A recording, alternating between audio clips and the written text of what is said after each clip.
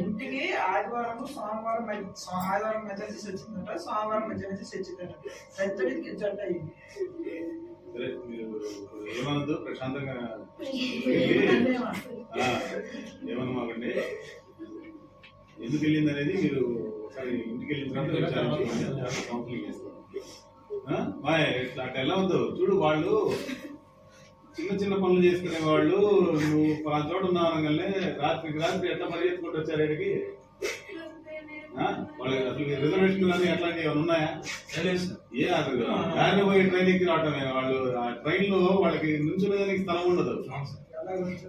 ఎట్లా వచ్చి ఉంటారని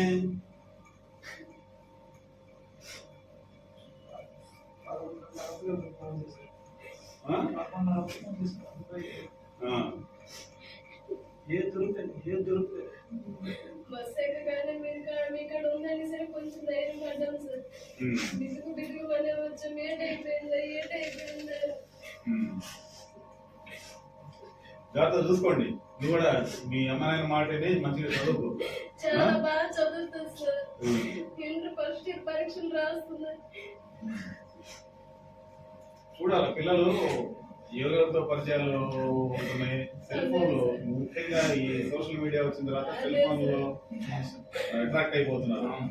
వాళ్ళు ఫోటోలు గిట్టలు ఏమాయ్ ఎవరైనా కానీ రీల్స్ చేసేటప్పుడు, ఫోటోలు అప్లోడ్ చేసేటప్పుడు చాలా చక్కగా మేకప్ అవుతారు. వాడి బండి కాకపోయినా కానీ వాడు తీసుకొచ్చి ఆడ పెడతాడు. మెడలో చైన్లు, పెద్ద ఫోన్లు ఇవన్నీ వాడతారు. అవన్నీ ముట్టిదే. అవన్నీ బేవాసనాయాలు చేసే పనులు.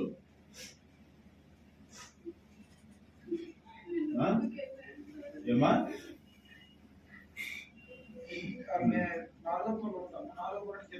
ఫోన్ చేసి అలాంటి డ్రైవర్ అమౌంట్ వస్తుంది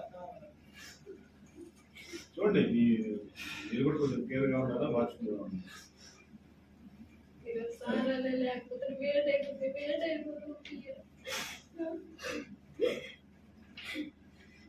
మా వాళ్ళు బీట్ తిరిగిన వాళ్ళు జాగ్రత్తగా.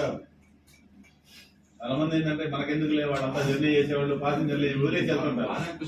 అమ్మాయి చిన్నపిల్ల ఉంది, ఒకటే ఉంది, లగేజ్ ఉంది అని చెప్పి అనుమానించి వెళ్ళి అడిగారు.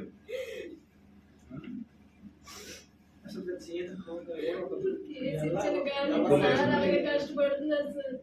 కేసు ఇచ్చిన కానీ పాప అతనికి నిద్ర లేదు. ఎన్నో మాతోనే ఉన్నారు. జాగ్రత్త చూసుకోండి.